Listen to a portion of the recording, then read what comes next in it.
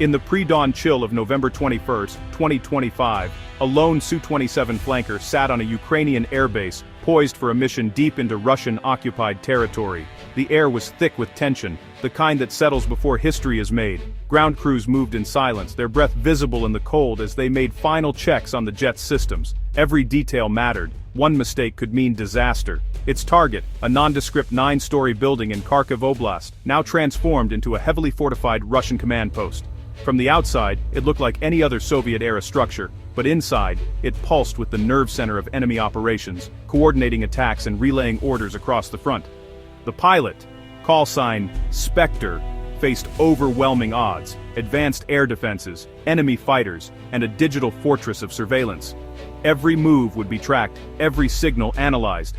Spectre knew that the Russians would be watching for any sign of an incoming threat, ready to unleash a wall of missiles at the first hint of danger. Armed with a single JDAM-ER smart bomb, Spectre's mission was to cripple the enemy's command and control at a critical moment. The bomb represented not just firepower, but precision, a chance to strike a blow that could disrupt the enemy's entire operation. The building was shielded by overlapping S-400 and S-300 missile systems, making the approach a deadly chess match.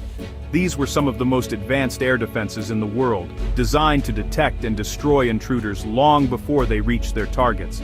Every maneuver, every countermeasure would be a gamble with the death. Spectre would have to rely on skill, instinct, and a bit of luck to survive the gauntlet of radar locks and missile warnings. As the engines roared to life, Spectre's focus narrowed. This was more than a strike. It was a message that Ukraine could reach even the most protected targets. The mission was a test of courage and resolve, a symbol of defiance in the face of overwhelming force. With clearance from the tower, the flanker surged into the darkness, a solitary arrow aimed at the heart of the storm. As the jet disappeared into the night, every eye on the base watched, knowing that the outcome of this mission could echo far beyond the horizon.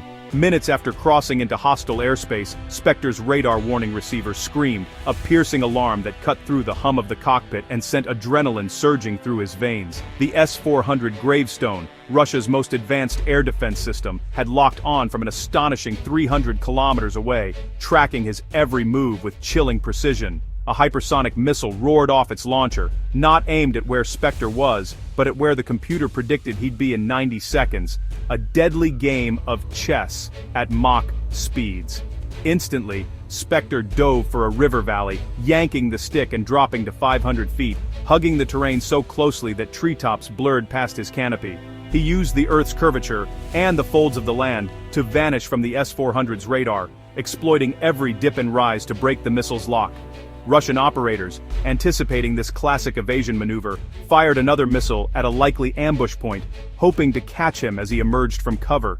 But Spectre stayed low, never popping up above the ridgeline, and the missile, unable to reacquire its target, self-destructed in empty sky. Its smoke trail, a silent testament to his skill. He'd survived the first, most sophisticated layer of Russian air defense, but at the cost of precious fuel, his tanks draining faster with every afterburner burst and low-level maneuver. The S-400's reach was long, its sensors relentless, but Spectre's training, instincts, and mastery of terrain masking had kept him alive, at least for now. Now, deeper in enemy territory, the threats would only multiply. Every kilometer forward meant new dangers, SAM sites, mobile launchers, and hidden radars waiting in ambush. The Russian air defense network was just getting started, layering its coverage and coordinating its sensors to hunt him down. The hunt was on, and Spectre was still in the game, his mind racing, senses sharp, every muscle tensed for the next move. But the next layer would be even deadlier, and Spectre knew that survival would demand every ounce of skill, nerve, and luck he possessed. Escaping the S-400s forced Spectre into the jaws of the S-300s, now just 80 kilometers away. His radar altimeter, essential for low flight, betrayed his position to the S-300's passive sensors. The Grillpan radar locked on, and 2 Mach 7.5 missiles launched, guided by operators on the ground. Spectre deployed chaff and yanked his jet over a ridge, breaking the guidance beam. The first missile missed. But more batteries fired a salvo of 4 missiles, converging on his position. With no room to dive, Spectre rocketed upward in a zoom climb, confusing the guidance beams. 2 missiles lost lock, another passed beneath, and the last stalled out. He'd survived again, but his fuel was down to 58%. The Russian net was tightening and every escape burned more of his precious reserves. The mission was now a race against both missiles and the clock.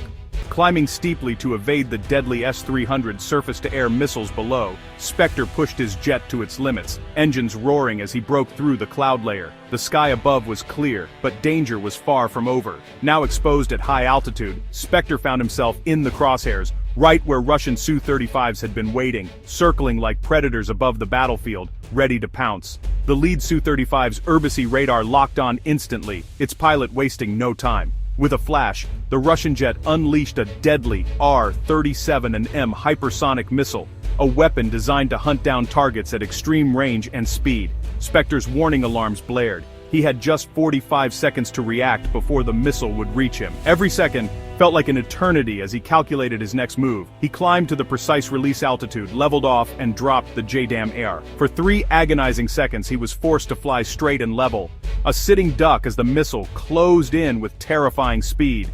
The instant the bomb was away, Spectre yanked the stick, rolling his jet into a brutal 9G inverted dive. He deployed chaff and flares in a desperate attempt to break the missile's lock, his vision narrowing under the crushing G-forces. The R-37M, unable to match the violent maneuver, streaked past and detonated nearby. Shrapnel tore into the flanker's fuselage, peppering the jet with holes, but somehow Spectre kept control and stayed airborne. The mission's primary weapon was now on its way to the target, but Spectre's jet was wounded, smoke trailing behind, warning lights flashing across his cockpit. He'd survived a deadly duel with Russia's best, but the cost was mounting. The damage was severe, and exhaustion was setting in. Now the only question was whether he could make it home. The journey back would be just as perilous, with enemy territory below, and no guarantees of safety. The sky remained hostile, and his fuel reserves were running dangerously low. Every warning light on his panel was a reminder of how close he was to disaster. The hardest part of the mission was yet to come, getting home alive, against all odds. As Spectre fought for survival, the JDAM-AR glided silently toward its target, wings deployed, guided by GPS. Russian jammers tried to disrupt its path, but the bomb switched to encrypted military signals, cutting through the interference. When GPS was lost, its inertial navigation system kept it on course, correcting for drift as soon as the signal returned. Nearing the target, the bomb's onboard camera matched live images to satellite photos, confirming the command post's identity. This pattern matching allowed for final, precise adjustments, even compensating for crosswinds.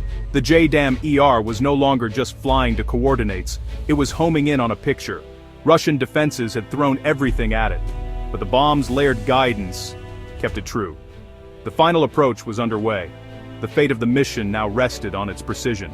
In its final seconds, the JDAM-AR pitched down, striking the command post's roof at a steep angle. Its hardened warhead and delayed fuse drove it deep into the building before detonating on the 7th floor. The explosion pulverized the structure's core, collapsing the entire 9-story building in seconds. Adjacent buildings suffered only minor damage, a testament to the bomb's precision. The Russian command center was annihilated, its leadership decapitated in a single surgical strike. The mission's objective was achieved with devastating efficiency. Modern warfare's hallmark: maximum effect, minimal collateral damage. The battlefield had changed in an instant. As the target vanished, Spectre's own fight was far from over. His flanker, damaged and bleeding fuel, was down to 18%. Barely enough to reach friendly lines. Warning lights flickered, the jet was wounded, but still controllable. Spectre flew low, weaving through valleys, evading Russian radars, and fighters desperate for revenge. Each kilometer was a victory, each minute a test of nerves and skill. Finally, Ukrainian voices crackled in his headset. He was home, but his fuel was nearly gone. Guided to a nearby airfield, he lowered the landing gear. Only one light turned green. With a textbook emergency landing, he brought the battered flanker down on a single main gear, scraping the runway, but stopping safely. The mission was over. Spectre had survived. The jet was battered, but the pilot was home. Against all odds, both man and machine had made it back. Spectre's return marked the end of one of the war's most daring missions. The Russian front fell into chaos, leadership gone, coordination shattered. The strike proved Ukraine's ability to adapt, integrating Western weapons onto Soviet platforms, and penetrating Russia's best defenses. It sent a clear message: nowhere was truly safe. For Ukraine, it became a legend, a symbol of hope, ingenuity, and defiance. For Russia, it was a chilling warning. The mission showed that in modern war, precision and courage can change the course of battle. In the end, it was the human element, Spectre's skill and resolve, that made all the difference.